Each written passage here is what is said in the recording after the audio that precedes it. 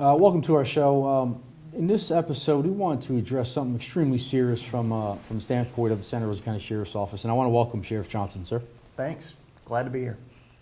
In this show, we want to address something very serious. According to our recent events, unfortunately, the Parkland shooting had taken place now about 2 weeks ago, and there's been a lot of incidences that have taken place since. Right. And we have been extremely busy, and we thought it was very important, Sheriff Johnson thought it was very important to communicate with the public in reference to what we're doing and some of the things that we're seeing from a law enforcement standpoint. So, Sheriff, what are some of the things that are going on? Well, so far since the Parkland shooting, we've investigated over 20 cases of threats to schools, and we are making arrests. As we speak, there's an individual being arrested in Navarre for the threats that they made against Navarre High School.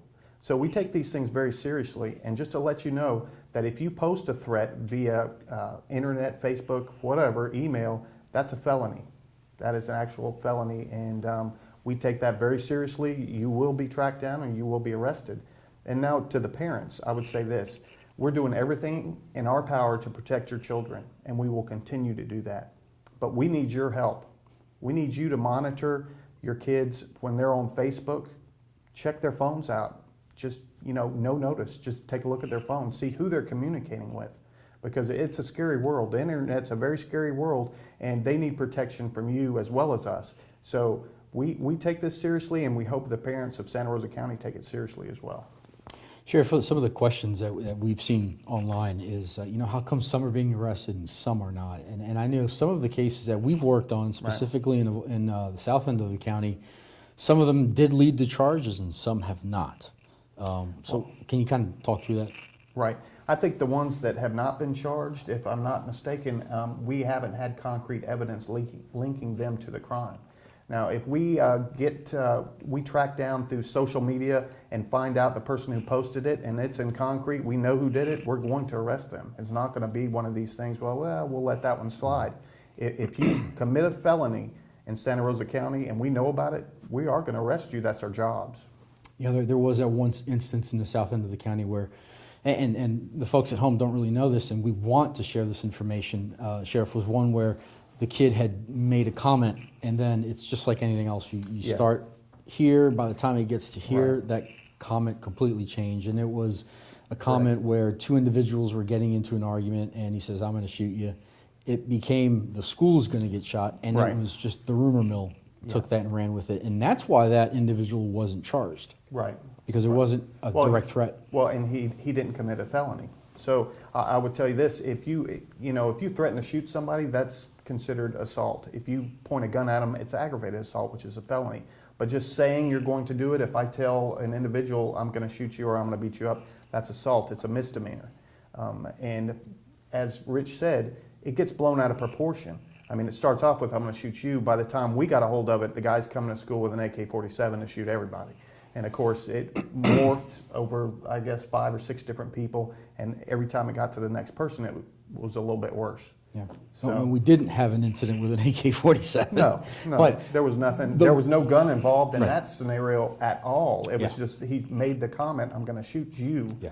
And then by the time we got it, it was the whole school. I guess the issue, Sheriff, is folks are sensitive. Sure. Well, they need to be. After Parkland, we totally understand. If you're a parent with a child in school, we understand that you're worried. And I don't blame you. Both of my kids went through kindergarten all the way through 12th grade at Navarre High School. So I understand your worries and concerns. But just remember this: we're doing everything in our power to keep the kids safe. I know you've seen recently in the news where now I have a SWAT officer on every day shift in every district that has a school, so they can respond to any kind of threats immediately, and they have orders to drop what they're doing, no matter what it is, and respond to a school if we have an incident. So we're taking precautions, and we're also having all our deputies do walkthroughs at different times, so nobody knows when they're going to show up. And we're putting resource officers in as fast as we can get them. We have one starting Monday, and then hopefully the following Monday we'll have another one starting. So we're doing our best, but we need help from the citizens. So just monitor your kids, especially when they're on Facebook, and hopefully that'll help a little bit. Sure. And just really watch what is being said. And it's the little things that are being said that end up being taken out of proportion. And exactly. Unfortunately, those 20 instances that we've investigated, a lot of time, a lot of effort, but we can't afford to not investigate them, right? Correct. Anytime we get a report, no matter how small a report it is, or somebody says they may bring a gun to school or whatever, we're going to track it down and we're going to take it all the way to the end and find out what's going on. We're not going to sit back and be idle.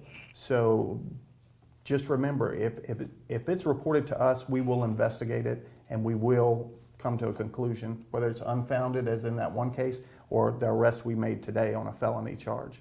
It will come to a conclusion.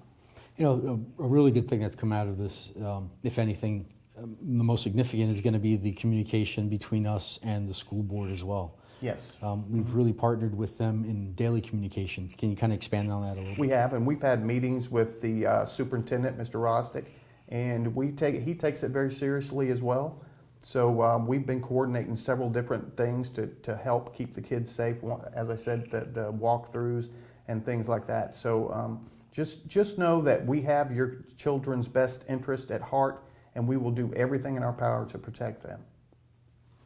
Anything else? Anything you want to leave before we move on? I know there's a lot of things the governor's looking to put in place, and There are, and I had dinner at the governor's mansion Wednesday night, and I know they are very passionate about protecting the kids. And I will tell you this, he's allocating a lot of funds, and hopefully, if we get our portion, which it seems like we will, we'll be able to put resource officers in all the schools at one point in the future, which is going to be outstanding for the citizens.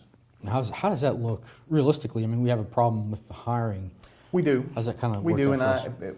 at the mansion, I was discussing that very problem. I said, if you gave me all the money today, it would probably be 2 years before all the schools were covered, because we have to hire the officers, we have to train them, they have to go through field training for 4 months, and then they hit the road, and once they hit the road, we pull a veteran officer and put them in the school, because we don't want a brand new officer in the school.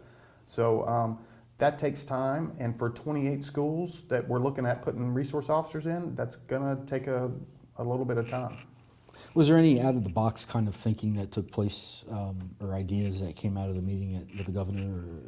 Well, I think that he's thinking out of the box already, because when you start talking about allocating $500 million for resource officers, that's a pretty big check. And it's not only the initial $500 million, but he's talking about sustaining that for every year. So I thought that was pretty out of the box personally on his part to come up with that. And I believe that they're taking it out of the state reserves, so the taxes won't go up. And I think he's really looking out for the citizens of Florida. It's pretty amazing.